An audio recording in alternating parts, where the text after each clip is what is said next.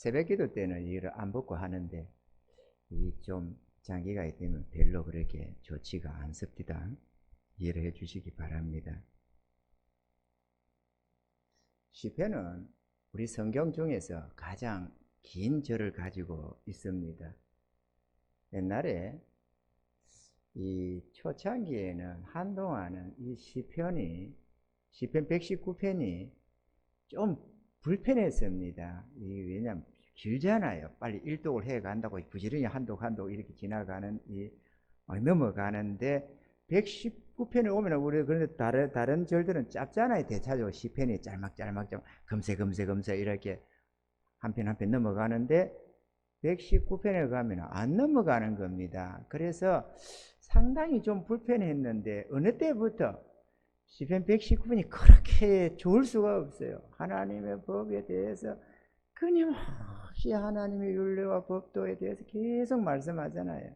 그게 뭐 영혼의 담비 같은 너무 감사하고, 그래서 어느 때인가부터 시편 119편은 되게 좋아져서 이 말씀을 읽으면 항상 뿌듯해지고 감사하고 음미하게 되고 그렇게 되는 그런 말씀입니다. 그 중에 오늘 이 말씀 속에서 보면은 고난을 당함이 있었는데 그 고난이 내게 유익이 되었다라고 2번씩이나 고백을 하고 있습니다. 내가 고난을 당하기 전에는 그릇 행하는 것이 많이 있었는데 그 고난을 통해서 겸손을 배우고 하나님의 능력을 배우고 하나님의 은혜와 위로를 깨닫고 그래 가면서 하나님의 말씀에 순복하는 법을 배웠기 때문이다. 그래서 그것이 내게 유익이 되었다. 이렇게 고백을 하고 있습니다.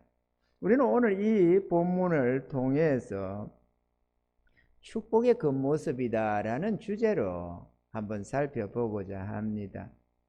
하나님의 복을 성도들이 구하지 않는 자가 아마 없을 것입니다. 어느 누구치고 주의 백성들, 세상 사람도 복을 구하지만 전능하신 하나님을 알고 만복의 근원이신 그 하나님, 우리를 사랑하시는 하늘 아버지가 계심을 아는데 그 하나님께 복을 구하지 않을 자녀가 어디 있으며 성도가 어디 있겠습니까? 그래서 너나없이 믿음이 좋건 좀 부족하건 혹은 거듭났건 그렇지 않건 많은 이들이 하나님의 이 복을 다 구하고 있습니다. 그런데 오랜 세월 신앙을 이렇게 말씀을 전거하고 이렇게 목회를 하는 동안에 계속해서 안타까운 것들이 있었는데 그게 뭔가 하면 하나님이 그 복을 구하는 자기 자녀들, 자기 백성들에게 복을 주시는 겁니다. 그런데 복을 주시면 그 복을 거절하고 마다하고 원치 않더라는 것이죠. 왜냐? 그들이 바라는 복이 하나님이 주시는 복의 모습하고 달랐다는 것입니다. 그러다 보니까 하나님이 복으로 주는데도 불구하고 그들이 구해서 복 달라고 하니까 복을 주시는데 이거는 아니고요, 이거는 아니고요 이러면서 하나님이 주시는 복은 다 이렇게 거절해 버리고 자기가 생각하는 방향의 복을 자꾸 달라는 것입니다. 그래서 우리 하나님의 생각과 우리 생각이 너무 차이가 난다고 이사야에서는 기록을 하는 것입니다. 하나님의 생각은 너무 높고 선하고 아름답고 우리는 너무 적극적이고 감정적이고 아멘이죠. 그래서 하나님이 복을 주시는데 우리는 결과물을 달라고 합니다. 복을 돈 주세요 이런 식으로 말이에요. 재물 좀 주세요, 사업 성공시켜 주세요, 이렇게 결과물을 달라고 합니다. 우리가 생각하는 복이 그렇습니다, 주로. 근데 하나님은 복의 씨앗을 주려고 하는 거예요, 자꾸. 이거를 심어라, 이거를 심으면 복 받는다, 내가 반드시 복 준다, 이러면서 하나님은 심을 씨앗을 주려고 하고 그 종자를 주시는 데 비해서 성도들은 가을에 결실을 달라는 거예요. 이게 너무 차이가 생긴다는 것입니다. 제가 너무 그런 부분에서 안타까워서 하나님 앞에 이렇게 은혜를 자꾸 전하는 겁니다. 이게 복입니다. 하나님이 이게 우리에게 주시는 복입니다. 이렇게 전하는데 많은 연약한 성도들이 곡해를 하는 거예요. 그 하나님이 주시는 그 복에 대해서 말이죠. 그래서 오늘 우리가 구약에 나오는 이 요셉을 예로 들어서 복이 뭔가 하는 것을 우리가 잠시나 부분적으로 한번 살펴보면서 함께 은혜 받는 그런 시간이 되기를 원하는 것입니다. 할렐루야. 요셉은 17살 때 엄마를 잃었습니다. 이 요셉이 이 야곱이 한 90세쯤 됐을 때에 요셉을 낳았거든요. 우리가 야곱이 바단 아람으로 아내 구하러 간다고 외삼촌 라반의 집으로 갈 때 성경을 보면 젊은 청년이 가는 것처럼 보이는데 사실은 75세에 떠났습니다. 75세 내지 76세 정확하게 나이가 안 나 있지만 역으로 계산해 보면은 야곱의 나이가 그렇다는 걸 알게 됩니다. 그죠? 우리가 느끼는 게 많이 다릅니다. 우리가 성경에서 다윗이 막 골리앗 때리잡는 걸 보면은 요만한 초등학생 같은 게 뭔가 막 그냥 때리잡는 것 같은데 사실은 17, 18 이렇게 되는 청년이었고 말이죠. 한 21이 가까운 청년이 되어 있었고 그런 것이 있거든요. 근데 야곱은 저도 깜짝 놀랐습니다. 나이를 헤아려 보다가 어디서부터 보느냐? 야곱이 애굽에 내려가서 바로 앞에 섰을 때 내 나그네 세월이 130년이라는 말이 나옵니다. 거기서 역으로 추적해 가보면은 요셉의 나이가 그때 몇 살이었고 하는 게 다 나오거든요. 한 39쯤 된 나이거든요. 요셉의 나이가. 그래서 거꾸로 쭉 내려가면은 야곱이 90세쯤 됐을 때에 그러니까 바담 아람으로 가서 한 14년, 15년 후에 이 요셉을 낳는 것입니다. 그렇게 되다 보니까 요셉이 6살, 7살쯤 되는 나이, 한 6살쯤 이렇게 된 것 같아요. 이 라헬이 바담 아람에서 가나안 땅으로 돌아오는 길에 죽잖아요. 임종을 맞아버립니다. 그러니까 그때 나이가 한 6살, 뭐 많아봐야 7살, 6살 이렇게 된 것 같아요. 20년 만에 돌아오는 것이니까. 그런데 그렇게 읽다 보니까 아버지가 모든 형제들보다 요셉을 너무너무 사랑했습니다. 특히나 라헬을 사랑했는데 자기 아내와 첩들이 있었지만 정말 사랑했는데 홀랑 죽어버리니까 얼마나 그 베냐민은 태어나다가 자기 아내가 죽었으니까 어떤 부분에서는 이놈 자식이 이것 때 태어나다가 죽었다 이래가지고 좀 어쩔지 모르겠는데 요셉은 너무너무 끔찍히 사랑한 거예요. 아버지가 또 생기기도 멋지게 생겼잖아요. 우리가 딱 보면은 그 알 수 있거든요. 대단하게 멋있는 청년이었다 이거를. 그래가지고 이쁘게 생기고 총명하게 뭐 어려서부터 떡잎부터 안다잖아요. 될 놈들은. 그래서 애도 총명하지 잘생겼지 사랑하는 아내가 하나 남겨놓고 간 아들이지 그러니까는 막 다른 자식들보다 요셉에게 더 좋은 옷을 입히고 더 끼고 사랑하고 이랬던 것입니다. 그런데 이게 형제들에게 왕따를 당하는 계기를 만들었습니다. 창세기 37장 4절에 보면 그 형들이 아비가 형제들보다 그를 사랑함을 보고 그를 미워하여 그에게 은사가 불평하였더라. 엄마 없는 아이들이 항상 서러움을 많이 당하는 법인데 아버지가 항상 돌봐줄 수는 없잖아요. 그러면 형제들은 많고 그 형제들은 자기 엄마들 다 있는데 여기는 엄마가 없어 애기고 얼마나 시련을 당하게 해서 이놈 다면 죽지 받고 저놈 다면 죽지 받고 이래가지고 그 형제들 사이는 천덕꾸리처럼 자란 것이죠. 괴로움을 많이 당한 거지. 아버지 눈치 봐가면서 이 새끼. 거기다가 또 형들이 또 비라랑 이렇게 썸씽 있는 걸 보면 또 고자질로 해가지고 아버지한테 일러줘. 고자질이 아니고 사실은 정직하게 이렇게 한 건데 그래니 또 얼마나 믿겠어요. 이놈 새끼 말이야. 이간질이나 하고 말이야. 이러면서 또 한 데다가 문제는 그 다음에 두 번의 하나님이 지금 꿈을 겹쳐 꿨습니다. 이것이 형제들로부터 더욱 괴롭힘을 받는 이유가 되었습니다. 창세기 37장 5절에 보면 요셉이 꿈을 꾸고 자기 형들에게 고하며 그들이 그를 더욱 미워하였더라. 그런데 여러분, 좋은 꿈도 그 꿈을 이루기 위해서는 그 많은 대가가 지불되어야 한다는 것입니다. 대가 없는 결과물을 거둘 수는 없습니다. 아멘이죠. 이 형제들의 괴롭힘은 요셉에게 시련이 되어서 그를 내적으로 아주 강인한 사람으로 만들어 줄 수가 있었다는 것입니다. 할렐루야. 이 형제들의 미움을 받던 요셉이 어느 20개로 우리가 알다시피 애굽의 노예로 팔려버리게 됩니다. 그래서 이 상인들한테 끌려서 애굽으로 내려가게 돼가지고 이 형제들의 시기심에 의해서 노예로 팔려간 이 요셉이 보디발 장군의 집에 팔려가게 됩니다.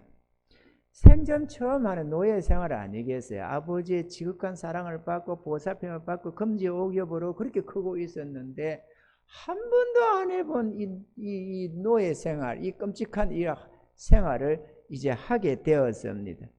그런데 원래 지혜롭고 총명한 이 요셉이 또 내적으로 그동안에 형들로부터 이런저런 시기 속에서 미움 속에서 내면적으로 이런 괴로움을 참고 견디는 인내력이 생겼거든요. 우리가 인내가 중요한 겁니다. 아멘이죠? 인내가 중요한 거. 삶이 고달플지라도 이런저런 내 생각 밖의 시련이 올지라도 우리는 인내로 그걸 잘 견뎌야만 합니다. 뭐 예수 믿는데 왜 이래? 이러면서 그걸 거절하고 싫어하고 괴로워하고 그러다가 실족하고 그러면 큰일 나거든요. 많은 사람들이 자기는 하나님 복받을 거들 거라고 생각했는데 시련이 오니까 아니 예수 믿으면 복받는다더니만 왜 이러냐 이러면서 믿음을 포기하고 떠나는 사람이 허다하게 많습니다. 그런데 그거를 사도들도 그런 경우를 겪습니다. 그래서 주님이 너희도 떠나려느냐 이러니까 영생의 말씀이 주께 계시면 우리가 어디로 떠나리까? 그 생명의 말씀을 사모하면서 주님 곁에 붙어 있는 모습들을 우리가 성경에서 볼 수가 있습니다. 그래서 노예 생활을 하는데 아니 웬만하면은 억울하게 형제들 시기로 팔려왔지 노예가 되어지 평생에 해보지 않은 그런 중노동을 하게 되고 핍박을 받고 이놈 저놈 소리 들으면 낙심되고 절망되고 좌절해서 에이 내가 잘못 뭐하냐 이제는 끝났다 내 인생 끝이야 하고 자살도 하고 난리가 날만도 한데 이는 부지런하고 성실하게 하나님을 믿고 의지하면서 노력을 했다는 것입니다. 그랬더니만 수많은 종들이 많고 노비들이 많은데 이 청년의 이 부지런함이 보디발 장군의 눈에 들어온 겁니다. 그리고 보니까 하나님이 그와 함께 하셔서 그가 손대는 것마다 형통하더라는 것입니다. 할렐루야. 우리가 생각하면 노비로 팔리고 인생이 끝장이 났는데 무슨 하나님이 함께 하셔서 형통이 있느냐 생각하는데 성경에 보면 형통했더라 하나님이 함께 하셨다고 기록을 합니다. 고난이 있다고 해서 하나님이 함께 안 하는 게 아닙니다. 아멘이죠. 주의 백성들을 연단하고 훈련할 때는 고난은 많아도 그 고난 속에서 하나님이 함께 하시면서 그를 붙드시고 위로하시고 여전히 축복하고 계심을 우리가 알 수가 있습니다. 그러니까 고난 자체만 외적인 것만 쳐다보지 말고 내면 속에서 역사하시는 그 하나님을 바라보시고 그 하나님의 은혜를 즐거워하시는 그리고 감사하는 그런 은혜가 있기를 바랍니다. 그래서 이 요셉을 자기 집의 총무, 가정 총무로 삼았습니다. 그리고 자신에게 있는 모든 집안의 다스리는 모든 권세를 그에게 줘가지고 위탁을 해버렸습니다. 네가 맡아서 해라. 네가 알아서 잘 관리해라 라고 말이죠. 이 계속되는 노예 생활이었지만 하나님이 함께 하시고 지혜로 역사해 주시니까 이 일꾼들을 통솔하며 농사 일을 하며 또 농사를 거둔 그 농작물을 적치하고 또 분배하고 이런 일들을 전체적으로 총괄적으로 이렇게 경영을 하면서 이 경영의 원리를 이해하게 되고 농사법을 이해하게 되고 이런 법들을 하나하나 배웠던 것입니다. 요셉의 고달픈 노예 생활은 아무런 기약도 없이 계속되어서 그렇게 세월이 흘러가고 있었습니다. 그런데 어느 날부터 자기 주인의 아내가 끈질기게 유혹을 해오는 것입니다. 왜냐하면 이 청년이 날이 갈수록 얼굴에 광채가 나면서 아름답고 멋진데 이 보디발 장군이 자꾸 장군 아닙니까? 이 업무를 보는데 왕실에 들락거리면서 어디로 돌아치면서 어떤 다른 여인들이 있었는지는 모르지만 이 각시가 좀 외로웠나 봐요. 아무래도 그렇게 각시를 혼자 외롭게 놔놓는 게 별로 안 좋은 것 같아요. 그런데다가 옆에 가정 총무가 있는데 얼마나 똑똑하고 부지런하고 예의 범절이 깍듯하고 이거 아무리 봐도 이게 사랑스러운 거야. 사랑해서는 안 될 존재지만 그래서 유혹을 합니다. 끊임없이 유혹해서 야, 네 말 잘 들어라. 내가 너 평생 걱정 안 하게 내가 해줄게. 이렇게 저렇게 유혹을 했겠죠. 그런데도 요셉이 하나님을 경외해서 끝까지 그 유혹을 여주인의 그 유혹을 뿌리치게 됩니다. 그런데 어느 날 한날은 집에 들어갔는데 아무도 없을 때 그 여주인이 옷을 붙잡고 함께 동침하자고 유혹을 해가는데 강력하게 하는데 그 여자가 그렇게 주인인데 그런 존귀한 자에 있는 자가 천한 노비한테 그 정도 하면은 체면을 봐서라도 좀 들어줘야 되는데 이게 끝까지 거절하고 옷을 뿌리치고 그냥 벗어버리고 도망을 가더라는 것입니다. 그러니까 이제 분노가 일어나고 원한이 생긴 것입니다. 감히 내까지 게 이런 거 말이지. 니까지 게. 그래서 자기 남편에게 돌아오니까 그 옷을 가지고 당신이 입은 이 종이 나를 급관하려고 해서 내가 소리쳤더만 이렇게 내 손에 옷을 벗어놓고 도망을 쳤다. 옷 벗다가 도망을 쳤다 라고 했던 것입니다. 감옥살이를 한 여주인의 이 모함 때문에 주인의 분노를 사서 그간의 모든 공이 있어서 차마 죽이지는 아니하고 뭐 죽는 거죠. 그거는 말할 것도 없이 노비 그는 그냥 목숨이 파리 목숨인데 죽어야 마땅한데도 그간에 그 공로를 생각했는지 아니면 그나마 이 죽이기는 너무 아깝다 생각이 되었었는지 하나님이 어떤 마음을 보디발 장군의 마음에 줬는지는 모르지만 죽이지 아니하고 자기 집에 감옥 그 애국 왕실의 관리들을 가두는 감옥이 있었는데 그 감옥에 가둬놨다는 것입니다. 그때 이 억울한 감옥살이를 성경에 이렇게 기록을 하고 있습니다. 시편 105편 17절로 19절에 보면 한 사람을 앞서 보내셨으며 요셉이 종으로 팔렸도다. 그 발이 착고에 상하며 그 몸이 쇠사슬에 매였으니 곧 여호와의 말씀이 응할 때까지라. 그 말씀이 저를 단련하였도다. 요셉을 더욱더욱 이렇게 아름답게 단련했다. 다듬고 훈련하고 교육시켰다라는 말씀입니다.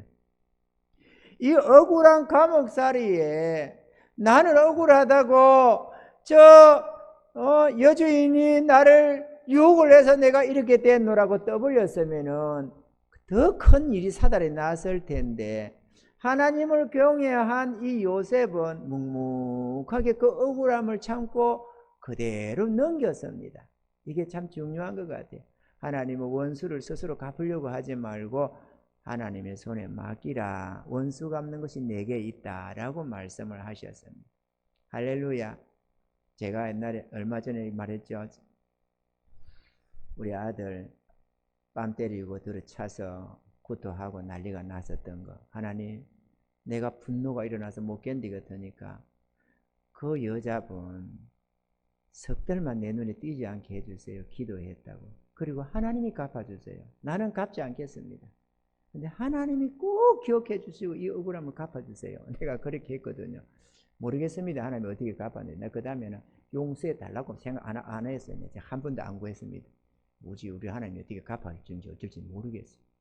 세상에 애를 때려가서 울린 것도 아니고 뭣도 아닌데 자기 딸 이렇게 건드렸다고, 같이 친구인데 같은 반이라는데 그랬다고 애를 데리고 가서 그렇게 두드리 패는 게 어디 있어요, 어른이. 그럼 내가 자기를 두드리 패비면 어쩔 거예요, 지가. 어른이 남자가 여자, 남자 어른 여자 어른을 때려도 안 될 텐데, 아니 세상에 애를 갖다가 초등학교 2, 3학년짜리 애를 갖다 데리고 가서 그렇게 두드리 패는 게 어디 있어요.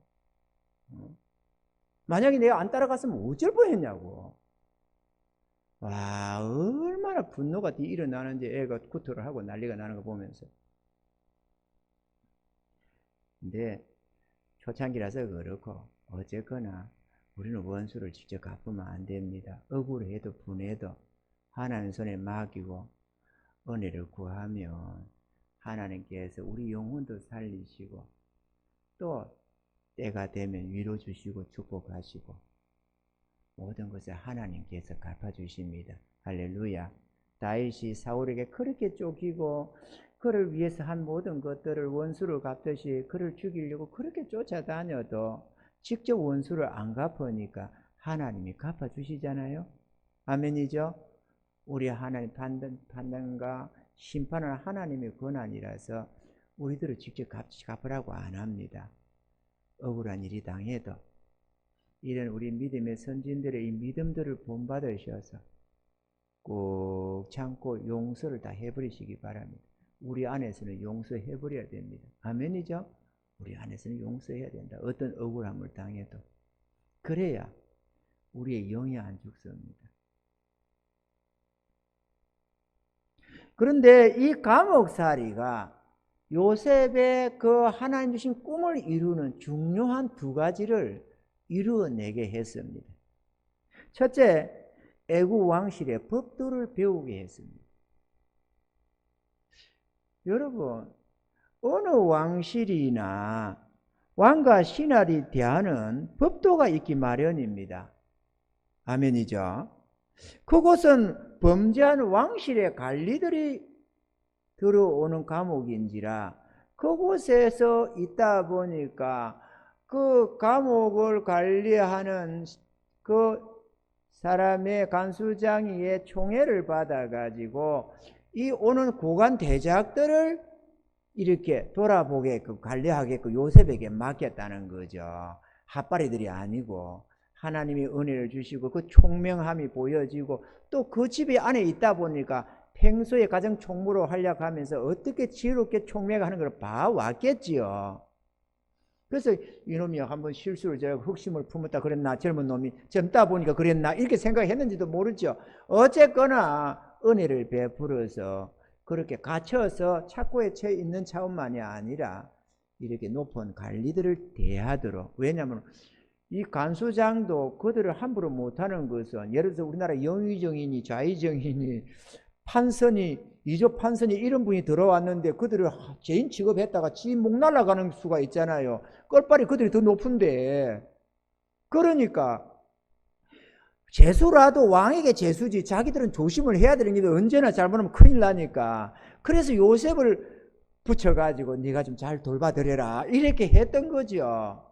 그래서 요셉이 이곳저곳 이렇게 돌아보면서 하다 보니까 여기서 한 말 듣고 저기서 한 말 듣고 왕실에서 지가 어떻게 했고 왕을 어떻게 했고 막 이런 얘기들이 많이 나올 것 아니에요. 감옥에서 뭐 할 거예요. 심심한데. 심심하니 그때 무슨 만화책이 있어요, 소설책이 있겠어요. 별로 할 것 없으니까 감옥에서 자기가 했던 일들이며 감옥에서 있었던 일들, 왕실에 있었던 일 그런 얘기가 자연스럽게 나올 것 아니에요. 그래서 애굽의 왕실의 풍조를 배우게 되고 법도를 그 안에서 배울 수가 있었던 것입니다. 그래 안 하면 이방의 객으로 있던 자가 왕실에 가서 어떻게 그 왕과 신하들 속에서 총리 일을 하겠어요? 아멘이죠? 왕궁에 직접 가서 배울 수는 없지만은 거기에 가는 발판으로서 먼저 이렇게 실습을 했기 때문에 가능한 거고, 그 보관 대작들 앞에서 이렇게 하는 법을 배워서 간 거지. 그래 안 하면은 큰일 나는 거죠. 저놈의 새끼죠. 이래가지고 저런 근본이 없는 놈 이러면은 큰일 나잖아요. 그러니까 총명한 요셉이지만 먼저 실습이 필요했다. 그 안에서 말이죠. 할렐루야. 두 번째로 그 안에 있다 보니까 술 맡은 가는장, 떡 굽는 가는장을 만나게 돼요. 가는장이란 이 술 맡은 자, 떡 굽는 이 가는장들은 왕의 총애를 가장 받는 몸들입니다. 다른 신하들도 많이 장군도 있고 뭐도 있고 하겠지만 이들은 왕의 생명을 좌지우지할 수 있는 위치에 있는지라 왕이 가장 신뢰할 수 있는 자를 여기다가 세우는 거예요. 그래 안 하면 그때 독약 타면 이러거든. 하루아침에 골로 가거든. 그러니 아무리 군사로 모아봤자 왕궁을 에워싸봐야 문소인이 있어요. 그 안에서 그냥 어떻게 해보면 끝나는 것이니까 말이죠. 그 정도로 이들은 왕의 총애를 받는 최측근에서 왕 옆에서 항상 시중하는 자들이었습니다. 그들을 만났습니다. 그리고 그들이 꾸는 꿈을 하룻밤에 몽조 있는 꿈을 꿔서 그걸 해석을 했는데 요셉이 해석한 대로 떡 굽는 가는장은 3일 뒤에 목이 달려 죽고 목매에 달림을 주고 죽고 이 술 맡은 가는장은 다시 복직이 되어서 요셉이 해몽해 준 대로 다시 그 직을 찾아서 왕궁으로 되돌아갑니다. 할렐루야. 그런데 요셉이가 그러잖아요. 당신이 복직되거든, 그 직이 회복되거들라. 왕에게 말을 좀 해달라. 내가 애굽으로 노예로 팔려온 것도 죄를 지어서 어떻게 한 것이 아니고 모함 속에서 억울하게 온 것이고 여기로 들어온 것도 어떤 죄를 지어서 온 게 아닙니다. 부디 왕에게 좀 탄원해 주셔 내 입장을 내 이 상황을 좀 탄원해 주셔서 나로 하여금 이 옥에서 좀 빼내 주시옵소서 이렇게 부탁을 했던 것입니다. 그러니까요 얼마나 좋아요. 좋은 꿈도 꾸고 기분이 한 거 좋잖아요. 그래서 알았다. 그걸 손가락 걸고 뭐 이 도장 찍고 다 했지요. 복사 다 하고 그랬는데 이게 이제나 저제나 얼마나 기다렸겠습니까? 그런데 만 2년을 까맣게 잊어먹는 겁니다. 안 하려고 한 게 아니에요. 하나님이 기억을 싹 빼가버린 거지. 그런데 만약에 요셉은 엄청나게 괴로웠죠. 왜? 이제나 저제나 왕궁에서 소식 올까봐 절대로 저분이 나를 무시할 분은 아닌데 거짓말을 할 분은 아닌데 분명히 기억해다 주실 텐데 라고 생각을 하는데 그러다 보니까 이제 소식 올까 저제 소식 올까 얼마나 목을 뺐겠어요. 여러분 어려운 속에서 어쩌다 복권 하나 사놔도 얼마나 기다리는데 말이에요. 그날 그 복권이 뭐라 당선되긴가 싶어서 그렇잖아요.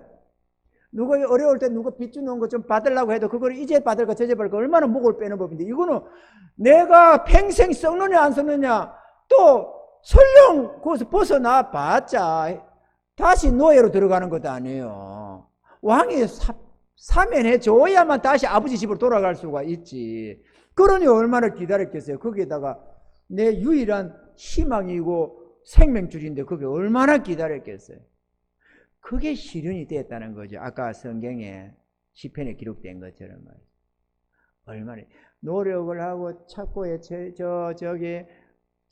노예 생활을 하고 농사를 짓고 하던 것도 힘든 상황이었지만 이 기약 없는 감방 속에서 죽이면 죽고 살면 살고 이 한 속에서 기약도 없이 그 소식 오기를 좋은 소식 오기를 기다리는 이 순간이 요 성경 시편 105편에 쭉 기록이 되어 그 발이 착고에 상하면 그 몸이 쇠사슬에 매였으니 곧 여호와의 말씀에 응할 때까지라. 그 말씀이 저를 단련하였도다.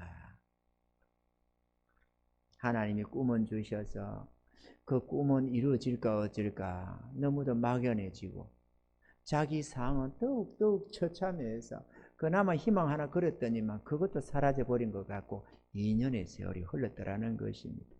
그런데 만약에 이 술 맡은 간원장이 그때 나가서 그럴 리도 없지만, 하나님이 막아놓은 거를 그럴 수도 없지만, 만약에 왕에게 탄원을 해가지고 그 왕이 이런 억울함이 있습니다 라고 하면 왕이 그래?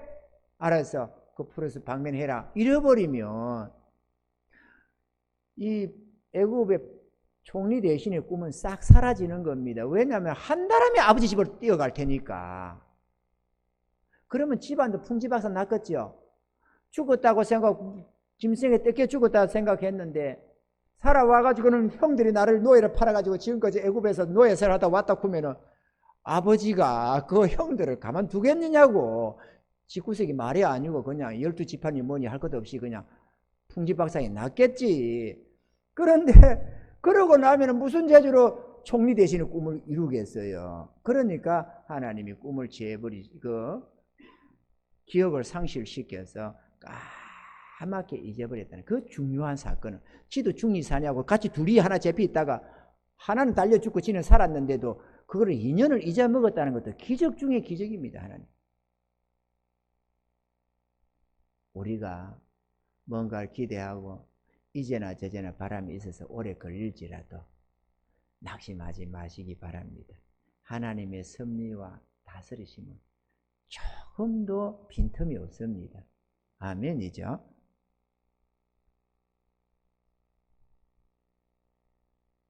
그런데 때가 이러니까 바로가 하룻밤에 꿈을 꿨는데 그 꿈을 풀 길이 없습니다. 그래서 고민을 하고 있으니까 그때서야 이 술 맡은 간원장의 머릿속에서 번뜩 지난 2년 전에 일어났던 일이 생각이 나게 되고 왕에게 잘못을 고백하면서 크게 소년인 청년이 하나 있는데 그가 꿈에 대해서 우리가 하룻밤에 나와 떡 굽는 간원장이 꿈을 꿨는데 그가 해석한 대로 되었나이다 라고 하면서 그를 부르시면 왕의 그 꿈을 해석할 수 있으리이다 이렇게 아랬습니다. 그러니까 데리고 와라 이래서 왕 앞에 서게 되는데 그때 나이가 30세였다 기록을 하고 있습니다. 할렐루야. 우리 하나님의 섭리는 너무도 정확무오해서 오늘 우리가 낮 시간에도 이 요시야라는 왕이 나서 요시야라는 사람이 이 단을 허물고 멸할 것이라고 하신 것이 300년이 지난 뒤에 이루어지는 것처럼 하나님은 이 요셉에게 준 그 꿈이 정확무하게 전혀 자기가 뭔가를 해서 이루어가는 길은 아니었지만 하나님이 섭리하시고 통치하시는 그 세계 속에서 이루셔서 하나님이 이루셔서 마침내 총리의 직을 하게 되었습니다. 할렐루야. 우리 하나님이 주신 꿈은 반드시 이루어집니다. 여러분 마음에 어떤 소원을 하나님이 주셨던 하나님이 주신 소원이라면 그 꿈은 반드시 이루어진 줄 믿으시기를 바랍니다.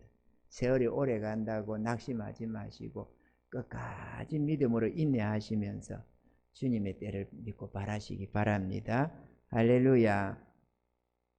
그런데 요셉의 이 애굽에서의 총리직은 그의 존귀함으로 끝나는 게 아니고 하나님이 계획하고 섭리하신 일 중에 또 하나의 사건이었다는 것이죠. 요셉의 애굽에서의 총리로의 이 직함은 두 가지를 하나님이 이루시고자 하는 더 큰 계획이었습니다. 그 계획을 위해서 요셉에게 이것을 꿈을 주신 것이니까 그 중에 하나가 뭔가 하면 만 백성의 생명을 살리려고 했다라는 것입니다. 두 번째는 이 야곱의 집안을 한 민족, 한 국가로 이루시고자 했다라는 것입니다. 그가 만약에 가나안 땅에 있었으면 절대로 민족이 되고 국가는 안 됩니다. 이방에 격이 돼가지고 그럴 수가 없지요. 그런데 애굽에 내려가서 고센 땅에서 한 지역 안에 완전히 그들만의 세계를 형성했기 때문에 수백만 명에 이르르는 이스라엘 민족, 이스라엘 국가가 될 수 있어요. 국가는 땅이 없으면 국가는 아니죠. 그런데 뒤에 땅을 주셔서 국가를 이루게 하는 거잖아요. 아멘이죠. 한 민족, 한 국가를 이루시려고 하는 하나님의 원대한 계획의 일부분이었다라는 것입니다. 여러분, 우리에게 주시는 꿈들도 그렇습니다. 우리를 주인공으로 삼는 것 같아도 사실은 나를 통해서 또 하나님이 이루시고자 하는 위대한 어떤 계획과 뜻을, 선한 뜻을 이루어가는데 방편으로 쓰시고 우리가 쓰임받은 대로 칭찬과 상급을 우리에게 주신다는 것입니다. 할렐루야. 그 우리는 지체들입니다. 우리가 아무리 하나님의 커다란 지혜와 능력을 입어도, 은사를 입고 쓰임받아도 내가 주인공인 것처럼 착각을 해도 주인공이 아니고 다만 주님 손에 귀하게 들려 쓰인다는 것을 생각하셔서 내가 제물로 하나님을 섬기는 자가 되었던, 은사로 섬기는 것이 되었던, 우리가 가진 무언가로 가지고 하나님을 섬길지라도 아무리 귀하게 쓰임받을지라도 교만하지 말아야 하는 것은 하나님이 써주심에 감사하면서 충성을 다할 수 있어야만 하는 것입니다. 그리고 때가 되면 하나님께 제각각 칭찬과 상급을 받게 되는 것입니다. 할렐루야. 그래서 우리 하나님이 주시는 축복의 겉모습은 그러면 어떤 모습이냐? 마태복음 20장 22절로 23절에 예수님께서 이렇게 말씀하셨습니다. 예수께서 대답하여 가라사대 너희 구하는 것을 너희가 알지 못하는도다. 나의 마시려는 잔을 너희가 마실 수 있느냐? 저희가 말하되 할 수 있나이다.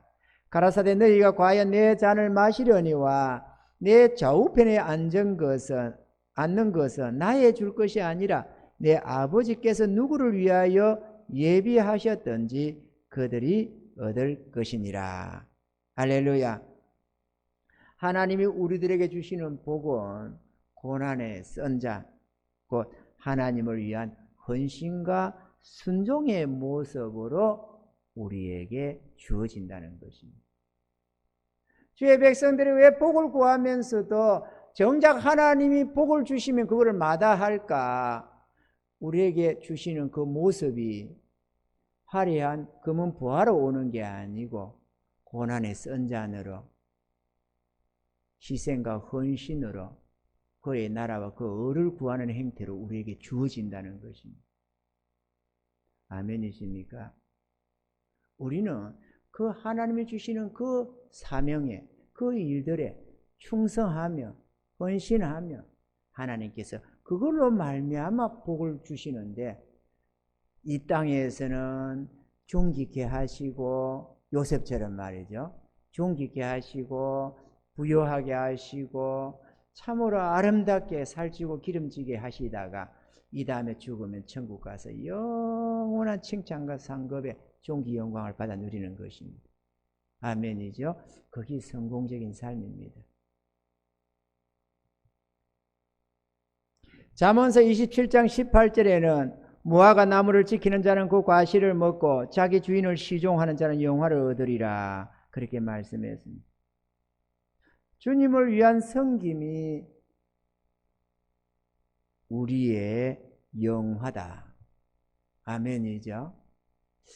하나님께 이 섬겨가는 것을 어렵게 생각하는 분들이 참 많습니다. 뭔가 빼앗기는 것 같고 잃는 것 같고 흡이 되는 것 같고, 그래서 세상의 것에 애착을 갖다 보니까 그 애착까지는 그 복을 달라고 하는데 그런 행태로 돈이 안 오고 오히려 희생과 헌신을 요구하고 주님 섬김을 요구하니까 주의 백성들이 그거를 마다하고 그렇게 말하는 설교를 싫어하고, 그래서 어떤 교회들은 1년 가도 헌금 얘기 한 번 안 한다잖아요. 우리 교회도 헌금 얘기 어쩌다가 1년에 한 번 할까 2번 할까 제대로 안 하는데, 그것도 어쩌다가 한 번 하면은 듣는 자들이 시험 당하잖아요. 헌금 얘기하네, 돈 말하네, 이렇게 생각해요. 돈 말하는 게 아니고 하나님의 복을 말하는데 이해를 못하니까 돈 얘기한다고 들리는 것입니다. 아멘이죠? 아멘이죠. 그래서 제가 낮 시간에 설교가 좀 더 길어지는 것은 부연 설명이 자꾸 필요해진다고 생각이 되는 겁니다. 왜냐하면 번에 곡해하는 것을 보이고 느껴지고 깨달아지니까 그게 아니다. 돈 달라고 해서 돈 챙기려고 하는 말이 아니다. 이 앞에서 목사부터 충성한다. 그 얘기까지 설명을 좀 하다 보니까 본의 아니게 내 상급 과목을 내 집안의 간증들도 하게 되고 이런저런 얘기를 덧붙이게 되는데, 그러다 보면 이 말에 하나 더 더하고 저 말에 하나 더 하다 보면 자꾸 시간이 더 흘러져 가고 안타까움이 참 많습니다. 그러면 우리 주님을 섬기는 것들에 있어서는 어떤 모습들이 있을까? 우리 하나님이 주시는 복들의 모습들 말이죠. 첫째, 하나님이 주시는 꿈 때문에 받는 고난들은 다 축복입니다. 하나님이 우리에게 소원을 주시잖아요. 마음의 소원을. 우리 하나님이 우리 안에 하나같이 거듭난 주의 백성들 속에는 거룩한 소원들을 주시게 되어 있습니다. 그게 어떤 소원이든지 간에 나는 이렇게 하고 싶어, 나는 이렇게 살고 싶어, 하나님 앞에서 주를 위해서 우리 하나님이 거룩한 소원들을 주십니다. 어떤 이들은 물질로 하나님 많이 섬기고 싶다는 소원을 주시든, 전도를 많이 하고 싶다는 소원을 주시든, 어떤 행태든 간에 우리에게 하나님은 소원을 주십니다. 할렐루야. 그 소원을 내 생각처럼 내던져 버리지 마시기 바랍니다. 요셉은 자신이 꾼 이 꿈 때문에 형제들로부터 시기를 받았고 미움을 많이 받았습니다.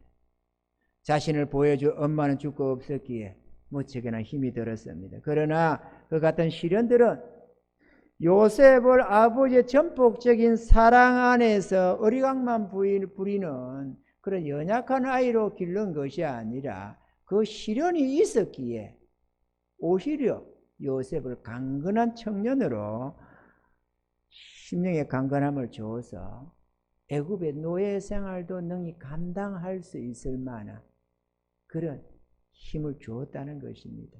아멘이죠? 그러니까 온 신앙의 하초처럼 내 하나님이 나를 전폭적으로 보호해 주셔서 하는 일마다 잘되고 형통하고 아름답고 근심 걱정이 없는 삶이 결코 좋은 것만은 아닙니다. 하나님은 우리가 강건해지고 어떤 유혹이나 어떤 시련도 능히 이기는 승리자들이 되기를 원하는 것입니다.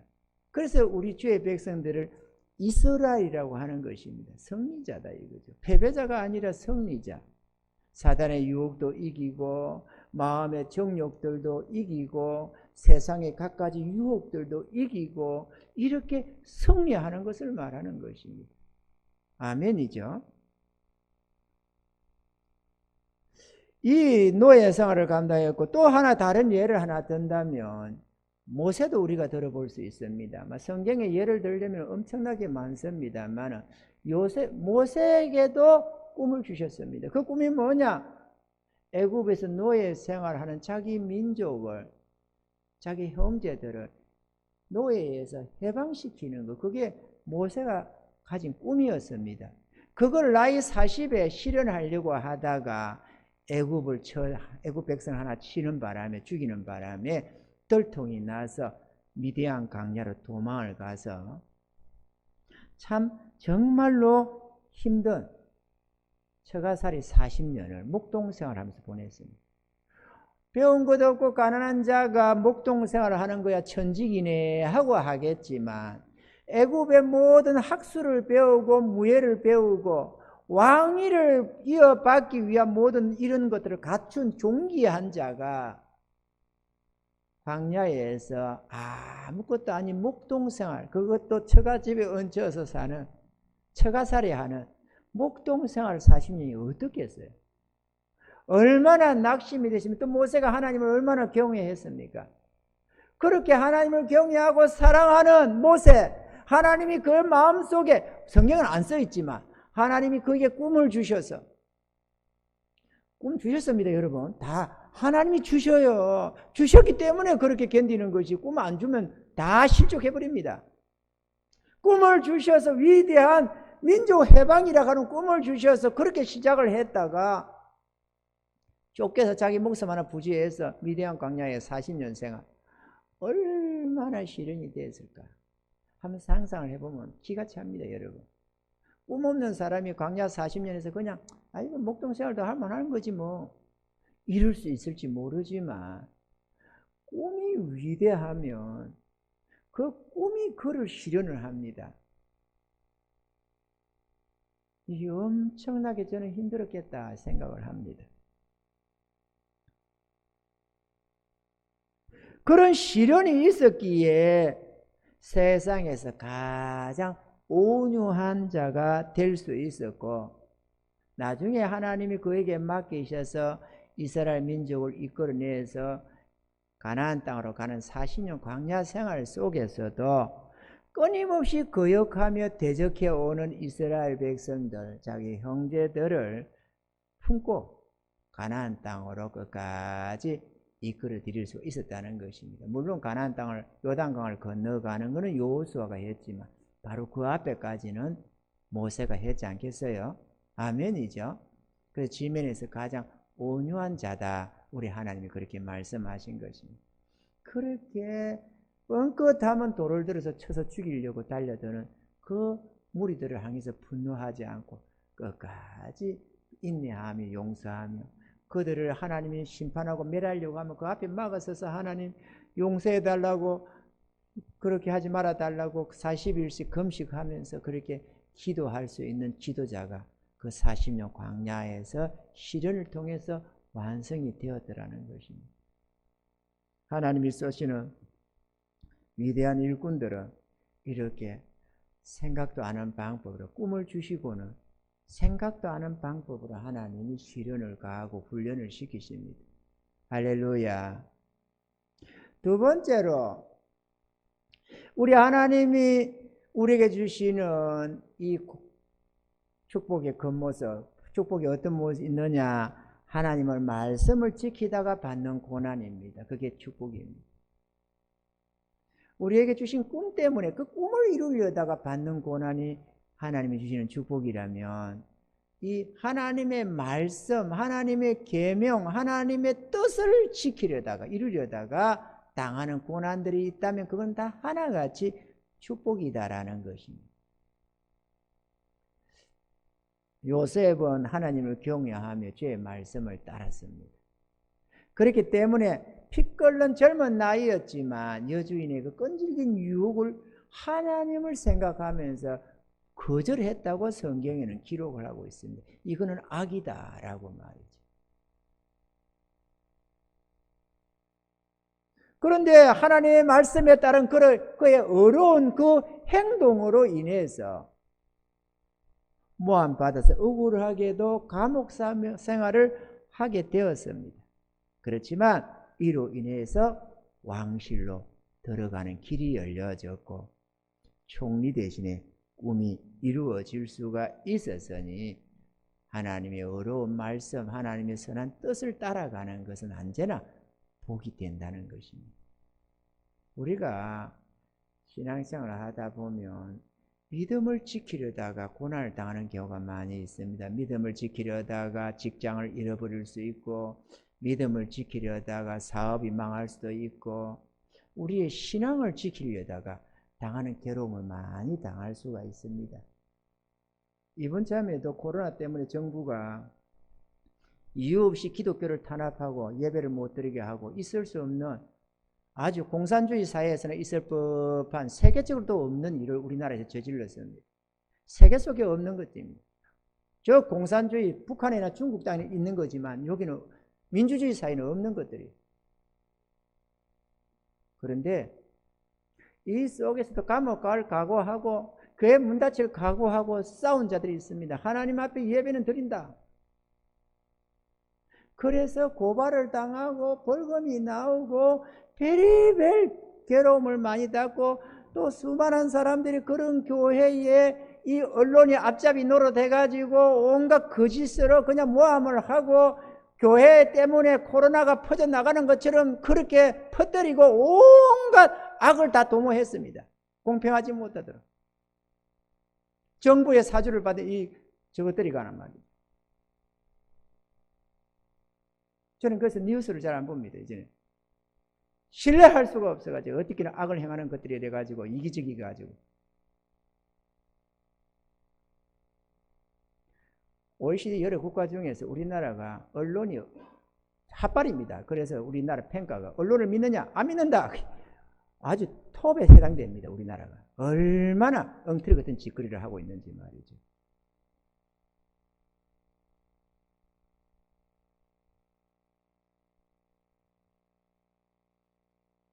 그런데 안 믿는 자들이 그런 언론의 말을 듣고 교회를 욕을 하고 손가락, 내가 전날 전도를 하러 갔는데 어떤 사람이 오토바이 택배하는 사람이 가나 예수 믿으십니까 하니까 성질을 내가지고 말이야 막 욕을 하는 거야. 막 당신들만 똑바로 하시오 이러면서 막 난리를 지고 그러고 왜 그러신데요? 그랬더니만 사랑제일교회가 말이야 어쩌고저쩌고 그것들이 그놈의 새끼 개새끼 있으면서 정강훈이 어떠고저쩌고 욕을 하는 거야. 그 얼마나 난리를 지었는지. 물론 정강훈 목사님이 난 잘했다고 생각 안 합니다. 그렇지만 얼마나 그가 어떻게 해가지고 그게 무슨 코로나 대단하게 저거 했다고 코로나 그거 다 퍼뜨린 것처럼 한국의 코로나는 그거 다 한 것처럼 해요. 이 언론이 어떻게 뜯어나가지고 예배를 들지 말라면 안 들어야지. 그래서 여보시오. 아니 다른 거 다 되는데 왜 교회는 예배를 못 드려요? 식당도 다 하고 뭐도 다 하고 하면서 콘서트장에 5,000명에서 3,000명에서 들어가면서 그거는 되는데 왜 교회에 떨어져서 예배 드리는데 어떻게 얼마나 잘 철저하게 예배를 드리는데 떨어져서 조심을 하는데 그거는 교회는 안 된다고 그래요? 그래도 국가가 하지 말으면 안 해야지. 아무 소리 말고 예수 믿으시오 이러고 그냥 왔어요. 뒤집어져가지고.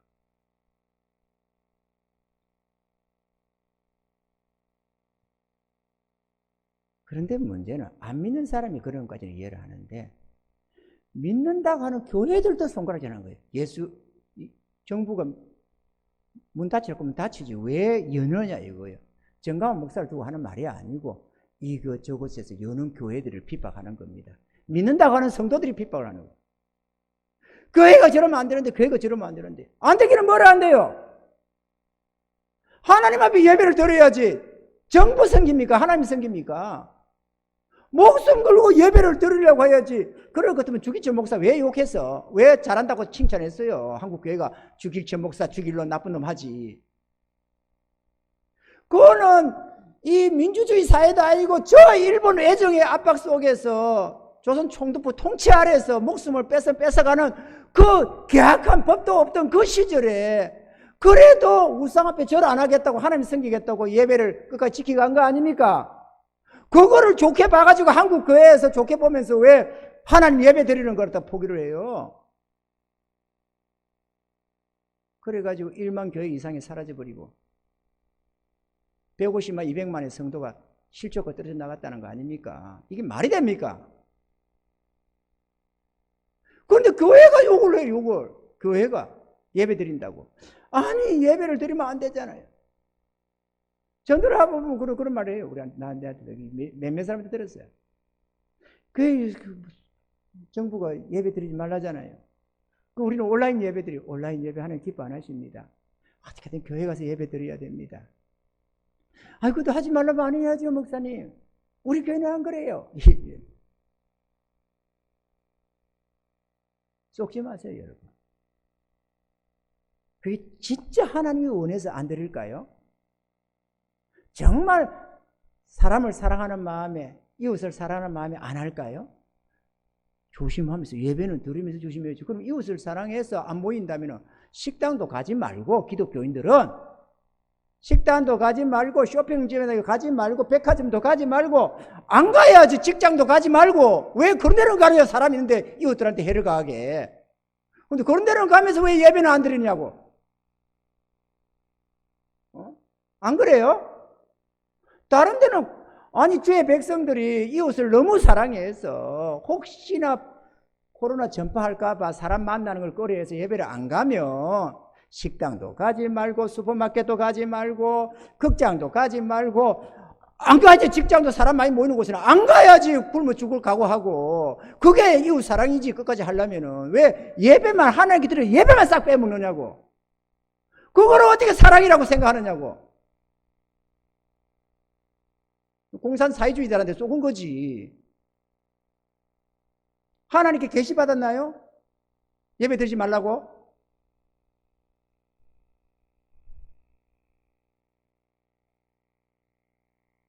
그런데 그런 교회들마다 다 은혜 입었어요. 그런 교회들이 오히려 더 힘을 얻고 하나님이 함께 해주셔가지고 고소 당하고 했던 교회들마다 다 승리했어요. 사랑제일교회는 우리 그거는 어차피 철거하는데 그 알박기 있어가지고 좀 문제가 있었던 것이니까 그거는 논할 필요가 없는 것 같고 잘은 모르지만 그렇지 않은 세계력 교회, 부산의 세계력 교회든지 어디 교회든지 이런저런 교회들이 있었거든요. 문 닫힐 각오하고 법적인 주장 막 고소당해 가면서도 끝까지 믿음 생활을 해간 그런 교회는 다 승리했어요. 자기들이 치아 다 하고 그거 고발했던 거 없애기도 하고 또 하고 이 교회는 예배드려도 됩니다. 그들이 막아주고 방어해주고 그래요. 정부 그 권력자들도 말이죠. 구청에서나 어디 시청에서도 나와가지고 다 승리했어요. 망에 자빠진 거는 정부 눈치 봐가면서 아양 뜬 그들만 망한 것이지. 아양 떴다고 하면 너무 심한 말이죠. 아양을 뜬 건 아니지. 원치 안 했지만 정부가 하라니까 했겠지. 어떤 교회는 그렇게 말합니다. 고소 고발당한 그 교회 이름이 뭐더라 지금 생각이 나요. 그 교회는 얘는 그 권사님 한 분이 그 소강서 목사 욕하고 하던 목사 권사님 있던 그 있잖아요. 소대가리 같은 소강서 저게 해가지고 말이야. 한기총 회장이 돼가지고 교회 문 닫아치고 했다고 막 욕을 하던 그 교회. 그 교회도 승리 다 했어요.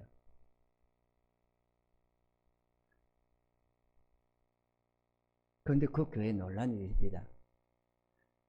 한 번은 교회 안에 여러 명이 감염된 것 같아요. 코로나에. 같이 예배 드렸는데. 그런데 그 집사님, 권사님 그런 분들이 다 스스로 20일씩 자가격리 해버렸대요. 다. 가서 밝히고 조사를 하고 뭐를 하면 문제가 생기잖아요. 그거 안 하고 집에서 다 자가격리 해버렸대. 그래서 다 묻혀버렸대요. 그것도 일종의 하나의 순교 같아요. 그죠? 아이고 해가지고 조사를 해보고 이러면은 그 다음에 당신 어디 갔었어? 이렇게 캐물어 가지고 가면 교회 갔는데 그러면 교회 전수조사하고 난리 날 것 아니에요.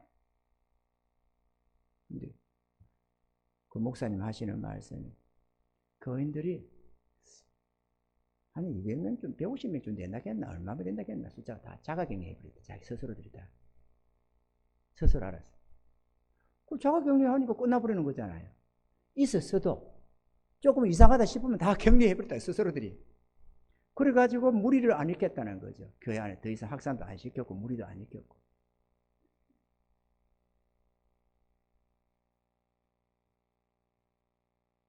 우리가 주님 앞에서 주를 섬기는 자들이 하나님 앞에 드리는 예배를 등한히 하면 안 됩니다. 그리고 언제나 그의 나라와 의를 위해서 살아가야 합니다. 아멘이죠. 말씀대로 살다가 고난을 받는 것, 그건 진정한 축복입니다, 여러분. 우리 예수님께서도 마태복음 5장 10절로 12절에 이렇게 말씀했습니다. 의를 위하여 핍박을 받은 자는 복이 있나니 천국이 저희 것임이라. 나를 인하여 너희를 욕하고 핍박하고 거짓으로 너희를 거스려 모든 악한 말을 할 때에는 너희에게 복이 있나니 기뻐하고 즐거워하라. 하늘에서 너희의 상이 큼이라. 너희 전에 있던 선지자들을 이같이 핍박하였느니라. 할렐루야. 마지막 세 번째로 하나님의 교회를 섬김이 축복입니다. 아멘입니까? 교회는 주님이 피로 값지고 사신 주님의 몸입니다. 하나님께서 우리에게 주시는 축복의 그 모습은 인간이 본능적으로는 별로 좋아할 만한 것이 못 됩니다. 자기 십자가요, 희생과 순종의 형태로 우리에게 주어지기 때문에 그걸 별로 기뻐하지 않는다는 것입니다. 근데 얼마 전에 여러분들도 본문은 보겠지만은 벙어리 고용순 권사 간증 여러분 들어본 분들은 들어봤을 것입니다. 그가 어떻게 그 벙어리 신세로 참담한 인생을 살던 그 여자가 하나님 은혜 속에 나와가지고 어떻게 교회를 사랑하고 담임 목사님과 사모님 교회를 섬기고 충성되게 하고 교회를 건축할 때는 정교인이 관심 없어 할 때 홀로 뛰어서 몸부림을 치면서 그의 건축에 전심전력하고, 그랬더니만 하나님이 그 여종을 높여가지고 벙어리를 풀어주셨을 뿐만, 말을 하게 했을 뿐만 아니라 은사와 능력을 주셔서 온 세계를 다니면서 하나님의 은혜를 전하는 능력의 종으로 삼아주셨지 않겠어요? 할렐루야. 그래가지고 담임 목사님이 그 은혜에 고마워서 못 잊어서 눈물 흘리고 하는 모습들 우리가 얼마나 많이 볼 수가 있었습니다. 하나님 앞에는 공짜가 없습니다. 하나님의 교회를 섬기는 게 여러분 복입니다. 복을 돈으로 바라려고 하지 말고, 뭔가 이익을 추구하려고 하지 말고, 하나님의 나라와 그 을을 이루기 위해서, 주님의 몸된 교회를 위해서 희생하고 헌신하고 봉사하는 바로 그것이 하나님이 우리에게 주시는 축복이라는 사실을 알아야만 하는 것입니다. 하나님의 복은 아무나 받는 게 아닙니다. 믿음이 있어야 하고 자기 하나님을 사랑하며 경외함이 있는 자들이 그 은혜 속에 동참할 수가 있는 것입니다. 아멘이죠. 결과적으로 보면 요셉이 자기 형님들의 시기로 노예로 팔려감도, 그리고 보디발 장군의 아내의 모함과 억울한 옥살이도, 술 맡은 관원장의 그 꿈이나 잊어버림 혹은 바로의 꿈, 모든 것들이 하나님의 뜻 안에서 요셉의 꿈을 이루는 은혜의 방편이었다라는 것입니다. 지금 우리도 괴로워하는 많은 것들이 있을 수 있습니다만 그것 또한도 우리의 꿈을, 우리 하나님이 우리에게 주시는 복을 이루기 위한 그 과정일 수가 얼마나 있는 것입니다. 우리 배곡교회도 마찬가지입니다. 소사동 교회와 부천 광명교회를 거쳐서 이 배곡교회에 이르는 동안 수많은 시련이 있었습니다. 이 같은 시련이 부흥을 향한 우리의 꿈과 무슨 연관이 있는지 우리가 다 알 수는 없지만 하나님의 때가 이르면 지혜와 능력의 하나님께서 우리 안에 주신 그 원대한 꿈도 이루게 해 주실 날이 있으리라 나는 반드시 믿습니다. 사랑하는 성도 여러분, 끝까지 하나님을 믿고 의지하시기 바랍니다. 눈에 보여지는 그것을 믿고 의지할 게 아니고 하나님의 약속과 그분의 신실한 은혜와 우리 안에 주신 꿈들과 그분의 인도하심을 믿고 따르시길 바랍니다. 우리의 일생을 주님께 맡겼으니 끝까지 인내하며 믿음으로 싸워 승리해서 감사와 찬송으로 우리 하나님께 영광 올려드리고 영원히 승리하시는 저와 여러분들이 되기를 주님을 축원합니다.